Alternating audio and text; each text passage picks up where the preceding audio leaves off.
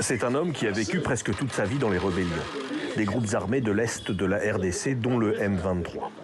Pour lui, ces groupes existent parce que les accords ne sont jamais respectés envers les anciens rebelles. Même ceux-là qui étaient intégrés au sein de l'armée nationale, ils étaient exclus. D'autres ne recevaient même pas leurs primes, d'autres ne recevaient même pas les uniformes. Donc, nous avons, le Congo, ce problème de ne pas respecter les accords signés, de ne pas respecter les conventions. La rébellion, c'est le maquis, une vie faite de sacrifices selon lui, tout pour la cause. C'est maquis, donc c'est accepter la souffrance.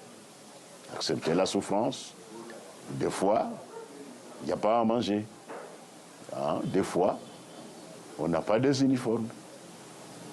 Des fois, on n'a même pas de matériel militaire. Aujourd'hui, le Congo accuse le Rwanda de soutenir le M23. L'ex-rebelle n'entre pas dans cette polémique. Il explique ce qu'il a vécu. Où est-ce que le M23 tire les armes?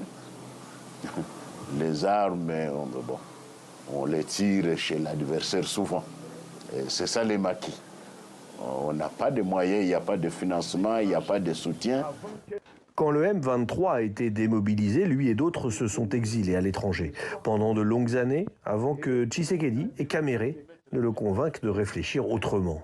Et ils m'ont dit, monsieur, est-ce que tu trouves que c'est encore important que tu puisses continuer à faire la guerre à votre propre pays et pourtant que les choses changent du jour au jour?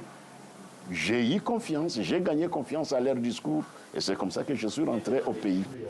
Désormais, il le croit, plus personne ne veut de guerre, M23 compris. L'heure, selon lui, est au dialogue et à la sécurité.